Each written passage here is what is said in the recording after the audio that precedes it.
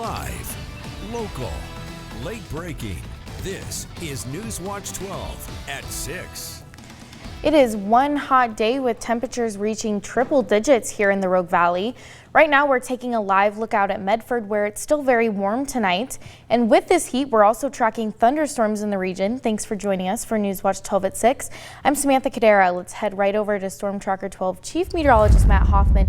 Matt, as we were looking at Medford, it was looking pretty stormy. What is the latest on that? Yeah, some ominous skies there looking south. Let's take a look across the region. And again, even from Wairika and Klamath Falls, you can see some of the views of these thunderstorms. Also very hot in Medford right now. 102 degrees. Here's a look at the radar. We're tracking one storm in particular down in Siskiyou County, and this one is likely packing a punch with some gusty winds, maybe up to as much as 30 miles per hour, and some small hail. We'll zoom in here, and not only is this producing potentially some gusty winds and small hail, but a lot of lightning being picked up. This is from Grass Lake, points off to the north. Also another cell just going up over Fort Jones. So there are a few thunderstorms out there. The coverage should stay fairly isolated to spotty, but thunderstorm chances will linger over the next few hours. Once we get past sunset, we should see the thunderstorm potential wane. It's mainly in this green shade area here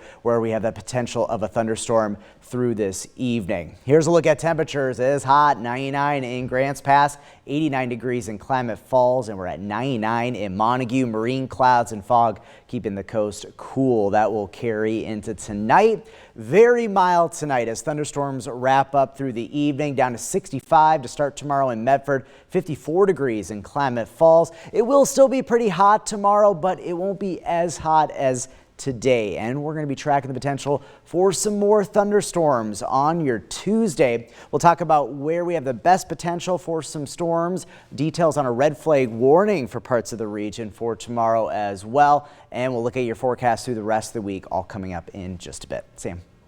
Matt, thank you. And moving on to our fire watch, the Butler Fire in the Six Rivers National Forest is now 340 acres and evacuations are in place for 4 zones. An evacuation order is in place for zone SIS 1703.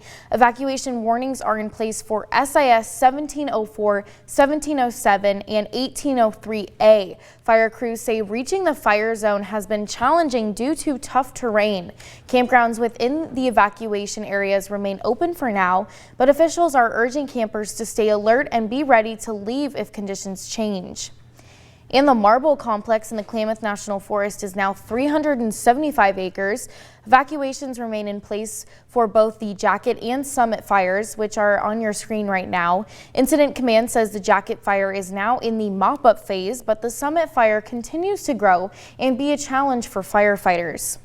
We've gotten in and been able to get line around the fire and hose lays. And in a mop-up phase, pretty much wrapping that up here in the next day or two, hopefully, and starting to look at the suppression repair on that fire and getting people back up out of there. The fire right now, there's a lot of snags to the south of the fire on the right flank here, and pretty unsafe for firefighters to get in there. So we're trying to mitigate snags and finding how we're going to get around this flank right here. The forest closure order still remains in effect for the Summit fire. Details on the impacted areas can be found on kdrv.com. And right now we're tracking a fire reported near the California-Oregon border. You're taking a look at video from a wildfire camera. Smoke is visible from I-5. Limited details are available right now, but we'll continue to monitor this incident and bring you more details as they become available. A new service agreement between fire agencies is set to maintain service in rural Josephine County. The absence of a tax base potentially threatens service, but this agreement between Josephine Rural Fire Protection and Rural Metro Fire will maintain fire protection services. President of the Fire Board says this comes without the additional financial burden on taxpayers. A closer look at this agreement is available on kdrv.com. Following flooding and landslides that hit our region in March and April, the U.S. Small Business Administration is offering disaster assistance to both impacted residents and businesses. This comes after the SBA approved Governor Tina Kotek's request for administrative declarations.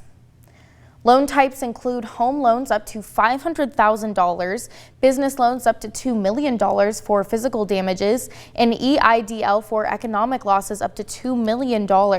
Application deadlines for each county can be found on kdrv.com. And at 5, we told you about the City of Medford's early efforts to bring a regional medical school to Southern Oregon. Now at 6, we're hearing from a local health clinic that says the need is urgent. Damien Alvarado shares the potential impact.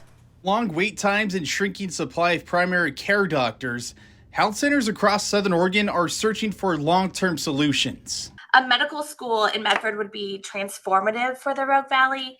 It deepens our ability to serve the community by expanding access to providers. The clinic already runs an advanced practitioner residency program, embedding new providers into care teams to improve access and training. I think we've seen that firsthand through our advanced practitioner residency program at La Clinica. Providers just fall in love with the community and the patients and the mission, and it becomes personal. If built, the Medford campus would sit between the state's only public MD program in Portland and UC Davis in California, filling a large geographic gap. By bringing clinicians to this area and students, we're actually being able to serve our patients in a space where they feel comfortable and supported. La Clinica says the school can not only boost access, but also bring innovation and attention to a region in need. We would be thrilled about the opportunity to have a medical school down here. Medford's next step is to secure funding for a full implementation plan. Local leaders say it's a conversation worth continuing. Reporting in Medford, I'm super optimistic we're going to get a medical school in Medford. I'm Damien Alvarado. And new at 6 tonight, Rogue Community Health has announced their next CEO. After current CEO William North retires, Kaylissa Warnk will be the new CEO effective September 1st. She currently serves as the Chief Financial and Administrative Officer. Shady Cove is in a leadership transition after a tense city council special session on July 1st. Both the mayor and a city councilor resigned during the meeting, citing workplace dysfunction and concerns over city leadership. Shady Cove Mayor John Ball announced his immediate resignation and openly criticizing City Administrator Michelle Perry. And soon after, Councilor Catherine Knuckles also resigned, saying she wouldn't continue without Mayor Ball and accusing the administrator of sending her threatening messages.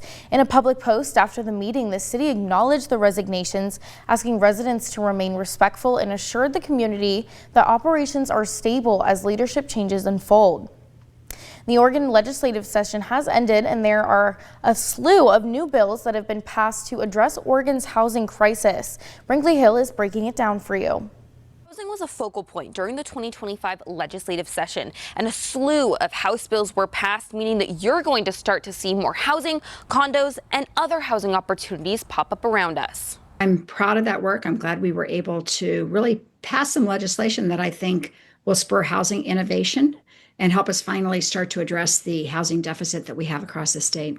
Representative Pam Marsh is the chair of the House Committee on Housing and Homelessness. Bills passed will remove red tape to make it easier for new homes to be built and cap rent hikes for those living in manufactured home parks. So these are really important steps forward for us to try to just think about how we do things in a more expeditious way that maybe isn't the same way that we built housing in the past. Many of these bills created more housing for families, but there's been an emphasis on building family homes in the past. Representative Marsh said now there's legislation to invest in seniors, so funding has been set aside to build ramps and handrails in seniors' homes who want to stay there, while in addition to investing $25 million into developing studios and one-bedroom apartments for people who need low-income housing as they age out of their homes. We know we have a tsunami of seniors coming toward us. Some of those people will have their own capacity to take care of themselves, or they'll have families, but other people are going to need support from their communities. From Medford, I'm Brinkley Hill. House Bill 3644 will invest $205 million into homeless shelters statewide, keeping them as key access points to life-improving services. More details are on our website. And on our School Watch, Klamath County School District is offering summer enrichment programs, including a math camp, robotics, and construction for more than 100 students. Summer classes include field trips for movies, skating, and bowling, as well as credit recovery for high schoolers. These programs are funded through grants from the Oregon Department of Education. In Grizzly Grove, the new playground area at Wildlife Images is now open to the public. There's space among ambassador animals where parents can relax while kids are playing. The Education Center asked the public follow the guidelines and avoid feeding or touching any animals that you might spot. Chiloquin Visions in Progress just received a $31,000 grant from the Oregon Tourism Commission. This funding aims to enhance tourism in both Chiloquin and northern Klamath County through promotional videos, online advertising, and other ads. For a closer look at this grant, you can head to our website. And looking ahead to this Friday, the Coos Curry Diaper Project is bringing free diapers to low-income families in Curry County. From 8:30 to 9:30, a box truck will be at the Port Orford Library with diapers and wipes. And from 10:30 to 11:45, the truck will be at the Gold Beach Fairgrounds in the OSU parking lot. And from 1:30 to 3:30, the truck will be at Brookings and Nazarene on Chetco Avenue. All locations are drive-up and no income documentation is required, but supplies are limited.